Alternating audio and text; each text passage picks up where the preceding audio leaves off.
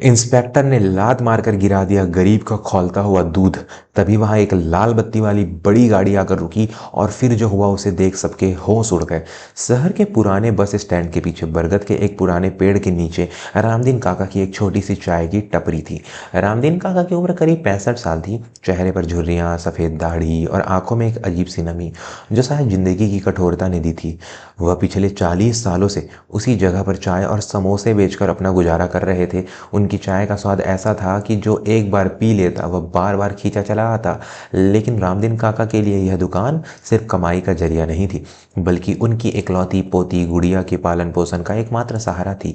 गुड़िया के माता पिता एक सड़क हादसे में चल बसे थे। तभी से काका ने ही उसे माँ और बाप दोनों का प्यार देकर बड़ा किया था। दोपहर का समय था, सूरज आग उगल रहा था। रामदीन काका पसीने से लथपथ होकर भट्टी के पास खड़े चाय बना रहे थे। तभी वहां पुलिस की जीप का सायरन गूंजा। सायरन की आवाज़ सुनते ही आसपास की रेहड़ी वाले सहम गए। जीप से नया थानेदार इंस्पेक्टर ज्वाला सिंह नीचे उतरा। ज्वाला सिंह अभी नया नया इस इलाके में आया था, लेकिन अपनी क्रूरता और रिश्वतखोरी के लिए बदनाम हो चुका था। उसकी मूछें तनी हुई थी और आंखों में घमंड का नशा था। ज्वाला सिंह सीधे रामदीन काका की टपरी पर आया और बेंच पर पैर रखकर बैठ गया। उसने डंडा मेज पर पटका और चिल्लाया, ओ बुढ़े, 2 कप कड़क चाय और 4 समोसे ला, और सुन, पैसों की बात की तो ये पूरी दुकान खड़ा सड़क पर बिखेर दूंगा। रामदीन काका कांपते हाथों से चाय छानने लगे। वह जानते थे कि ज्वाला सिंह से उलझना मतलब मुसीबत को दावत देना है। उन्होंने चुपचाप चाय और समोसे लाकर ज्वाला सिंह के सामने रख दिए। इंस्पेक्टर ने मजे से नाश्ता किया। खाने के बाद वह डकार लेते हुए खड़ा हुआ और जाने लगा। रामदीन काका ने बड़ी हिम्मत जुटाकर दबी हुई आवाज में कहा, साहब, पिछले 1 हफ्ते का हिसाब बाकी है। कुल मिलाकर 400 रुपये हुए हैं। अगर आज मिल जाते तो गुड़िया की स्कूल की फीस भरनी थी। इतना सुनना था कि ज्वाला सिंह का पारा 7वें आसमान पर चढ़ गया।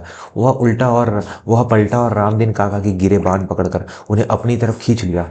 तेरी इतनी जुर्रत, तू मुझसे पैसा मांगेगा? सरकारी जमीन पर अवैध कब्जा करके बैठा है और ऊपर से पुलिस वाले से वसूली करता है। तुझे पता नहीं मैं कौन हूँ? रामदीन काका हाथ जोड़कर गिर रहा है। साहब, यह दुकान 40 साल पुरानी है। मेरे पास इसके कागज भी हैं। मैं कोई अवैध कब्जा नहीं कर रहा। मैं तो बस अपनी मेहनत की कमाई मांग रहा हूँ। मेरे पोती की परीक्षा है साहब, रहम कीजिए। ज्वाला सिंह ने एक जोरदार धक्का दिया, जिससे रामदीन काका जमीन पर गिर पड़े। इंस्पेक्टर ने हंसते हुए कहा, कागज गए भाड़ में। मुझे आज शाम तक 50,000 रुपये चाहिए। इसे मेरा हफ्ता समझ या जुर्माना।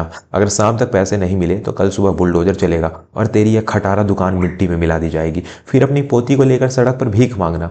इतना कहकर ज्वाला सिंह के पास रखे दूध के भगोने को एक जोरदार लात मारी। खौलता हुआ दूध सड़क पर बह गया और भगोना दूर जा गिरा। रामदीन काका की आंखों के सामने उनकी दिन भर की कमाई मिट्टी में मिल गई। इंस्पेक्टर अपनी जीप में बैठकर धूल उड़ाते हुए वहां से चला गया। रामदीन काका वहीं जमीन पर बैठकर फूट फूट कर रोने लगे। आसपास भीड़ तो जमा ही थी, लेकिन इंस्पेक्टर के डर से कोई भी उनकी मदद के लिए आगे नहीं आया। काका सोच रहे थे कि शाम तक 50,000 रुपये कहाँ से लाएंगे। उनकी तो महीने की कमाई भी इतनी नहीं थी। उन्हें अपनी पोती का भविष्य अंधकार में डूबता नजर आ रहा था। दोस्तों, क्या आपको भी लगता है कि ऐसे भ्रष्ट अधिकारियों के खिलाफ सख्त कानून होना चाहिए? अगर हाँ, तो अभी हमारे चैनल को सब्सक्राइब करें और कमेंट में हाँ लिखें। कहानी में अभी एक बहुत बड़ा मोड़ आने वाला है। शाम ढलने लगी थी। रामदीन काका अभी भी अपनी टूटी हुई दुकान में बैठे थे। उनकी आंखों के आंसू सूख चुके थे। बस एक खामोश दहशत थी। तभी दूर से फिर उसी जीप से आने की आवाज़ आई। ज्वाला सिंह वापस आ गया था और इस बार वह अकेला नहीं था। उसके साथ 2 सिपाही भी थे, जिनके हाथों में बड़े बड़े हथौड़े थे। ज्वाला सिंह जीप से उतरा और व्यंग से मुस्कुराते हुए बोला, क्यों बुड्ढे, इंतजाम हुआ या नहीं? या फिर मैं अपना काम शुरू करूं? रामदीन काका ने लपक कर ज्वाला सिंह के पैर पकड़ लिए। उन्होंने अपनी पगड़ी उतारकर उनके जूतों में रख दी। साहब, मुझ गरीब पर जुल्म मत कीजिए। मेरे पास फूटी कौड़ी नहीं है। मेरा सब कुछ यही दुकान है। अगर यह टूट गई तो हम भूखे मर जाएंगे। भगवान के लिए मुझे माफ़ कर दीजिए। ज्वाला सिंह ने क्रूरता से अपना पैर झटका और काका को ठोकर मारी।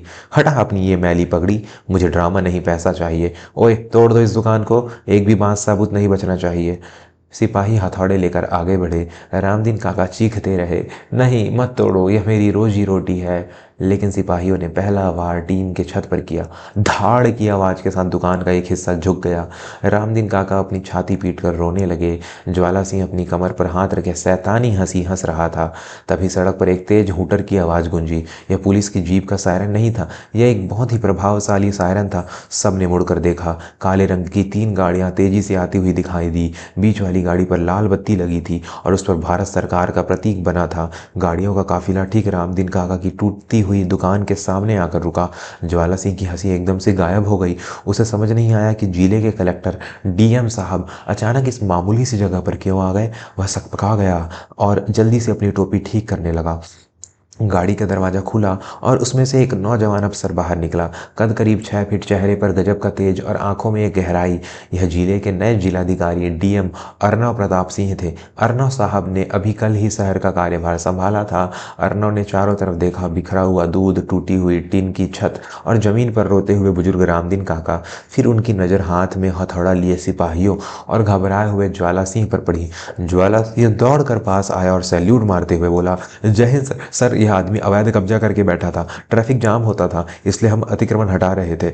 अर्नव ने ज्वाला सिंह की बात अनसुनी कर दी। उनकी नजरें सिर्फ जमीन पर बैठे रामदीन काका पर टिकी थी। अर्नव धीरे धीरे आगे बढ़ा। उसका चेहरा भावुक हो रहा था। वह सीधे रामदीन काका के पास गए और घुटनों के बल उनके सामने बैठ गए। यह देखकर वहां मौजूद हर शख्स हैरान रह गया। एक जिले का मालिक, एक डीएम, एक गरीब चाय वाले के पैरों में बैठा था। ज्वाला सिंह तो सांसें अटक गई। अर्नव ने कांपते हुए हाथों से रामदीन काका के आंसुओं को पोंछा और बहुत ही कोमल स्वर में पूछा, बाबा, आपने मुझे पहचाना नहीं? रामदीन काका ने अपनी धुंधली आंखों से उस अफसर को देखा। वह कुछ समझ नहीं पा रहे थे। उन्होंने लड़खड़ाती हुई जुबान से कहा, नहीं साहब, मैं तो एक गरीब आदमी हूँ। मैं आपको कैसे जानूंगा? आप बड़े लोग हैं। अर्नव की आंखों से एक आंसू लुढ़क गया, गाल पर आ गिरा। उसने कहा, बाबा, याद कीजिए 15 साल पहले एक अनाथ बच्चा जो कचरा बीनता था, जिसके तन पर फटे कपड़े होते थे, वह रोज आपकी दुकान के पास खड़ा होकर समोसे को घूरता था। तब आप उसे रोज बुलाकर मुफ्त में चाय और 2 समोसे खिलाते थे। आप उसे प्यार से छोटू बुलाते थे और कहते थे कि बेटा, पढ़ाई कर, बड़ा अफसर बनेगा।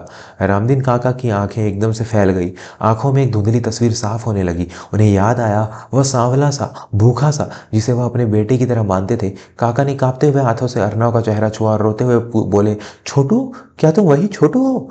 अर्नव ने काका के दोनों हाथ पकड़कर अपनी आंखों से लगा लिए। हाँ बाबा, मैं वही आपका छोटू हूँ। उस दिन आपने मुझे जो पुरानी किताबें खरीद कर दी थी और जो पेट भर खाना खिलाया था, उसी की बदौलत आज मैं यहाँ हूँ। मैं अनाथ था, लेकिन आपने मुझे कभी अनाथ महसूस नहीं होने दिया। दोस्तों, क्या आपको भी लगता है कि अच्छे कर्मों का फल भगवान जरूर देता है? इस भावुक पल के लिए एक लाइक तो बनता है। अगर आप भी अपने माता पिता और बड़ों की इज्जत करते हैं तो चैनल को सब्सक्राइब करना ना भूलें। माहौल एकदम बदल चुका था। भीड़ में खड़े लोगों की आंखों में आंसू थे, लेकिन ज्वाला सिंह के पैरों तले जमीन खिसक चुकी थी। उसका चेहरा डर के मारे पीला पड़ गया था। उसे अपनी आंखों के सामने अपनी मौत और बर्बादी नजर आ रही थी। अर्नव, जो अब तक एक भावुक बेटा बना हुआ था, अचानक खड़ा हुआ और उसका चेहरा सख्त हो गया। वह पलटा और ज्वाला सिंह की तरफ देखा। उसकी आंखों में अब अंगारे दहक रहे थे। अर्नव ने कड़कती हुई आवाज में पूछा, इंस्पेक्टर ज्वाला सिंह, क्या यही कानून सिखाया गया है तुम्हें? एक बुजुर्ग जो अपनी मेहनत की कमाई खा रहा है, उसे तुम सरेआम रौंद रहे हो? उसका दूध सड़क पर बहा दिया, उसकी दुकान तोड़ दी। ज्वाला सिंह का गला सूख गया। वह हकलाते हुए बोला, सर वो मुझे लगा कि। अर्नव ने उसे बोलने का मौका नहीं दिया। वह दहाड़ा, चुप, मुझे सब पता है। तुम्हारी शिकायतें मुझे चार्ज लेते ही मिलने लगी थी। तुम गरीबों से हफ्ता वसूलते हो, उन्हें डराते हो, लेकिन आज तुमने हद पार कर दी। तुमने उस हाथ पर लाठी उठाई है जिसने एक अनाथ को कलेक्टर बनाया है। अर्नव ने अपने साथ आए वरिष्ठ पुलिस अधीक्षक एसएसपी से कहा, एसपी साहब, इस इंस्पेक्टर को अभी इसी वक्त सस्पेंड किया जाए। इस पर पद के दुरुपयोग, अवैध वसूली और एक वरिष्ठ नागरिक के साथ मारपीट का मुकदमा दर्ज हो। और हाँ, इसकी अब तक की सारी संपत्ति की जांच की जाए। मुझे इसकी रिपोर्ट 24 घंटे में मेरी मेज पर चाहिए। ज्वाला सिंह गिड़गिड़ाने लगा, सर माफ़ कर दीजिए सर, मुझसे गलती हो गई, मेरे बाल बच्चे हैं सर।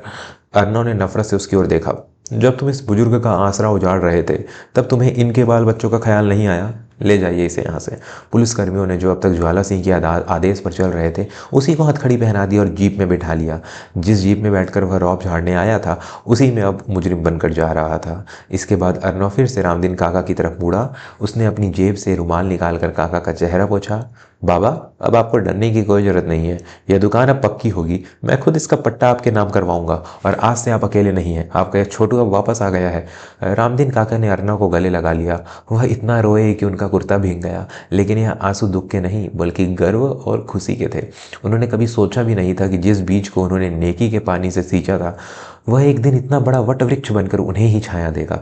अर्नव ने उसी वक्त अपनी गाड़ी से मिठाई का डब्बा मंगवाया जो वह अपने ऑफिस के बांटने के लिए लाया था। उसने पहला लड्डू रामदीन काका को खिलाया और फिर वहाँ मौजूद भीड़ से कहा, देखिए वक्त बदलते देर नहीं लगती। ताकत का नशा इंसान को अंधा बना देता है, लेकिन ऊपर वाले की लाठी में आवाज़ नहीं होती। जब वह पड़ती है तो बड़े बड़े तख्त पलट जाते हैं। रामदीन काका ने अपनी पोती गुड़िया को भी बुलाया और उन्होंने गुड़िया के सिर पर हाथ रखा और वादा किया कि उसकी आगे की पढ़ाई का पूरा खर्च अब वह उठाएगा। उस दिन बस स्टैंड के उस पुराने पेड़ के नीचे सिर्फ न्याय नहीं हुआ था, बल्कि मानवता की जीत हुई थी। ज्वाला सिंह जेल की सलाखों के पीछे अपने किए पर पछता रहा था, और रामदीन काका जो कल तक बेसहारा थे, आज पूरे शहर के लिए सम्मान का पात्र बन गए थे। निष्कर्ष दोस्तों, इस कहानी से हमें यही सीख मिलती है कि किसी की गरीबी और लाचारी का कभी मजाक नहीं उड़ाना चाहिए। और सबसे बड़ी बात, नेकी कभी व्यर्थ नहीं जाती। आप जो आज दूसरों को देंगे वही कल सूद समेत आपके पास लौट कर आएगा।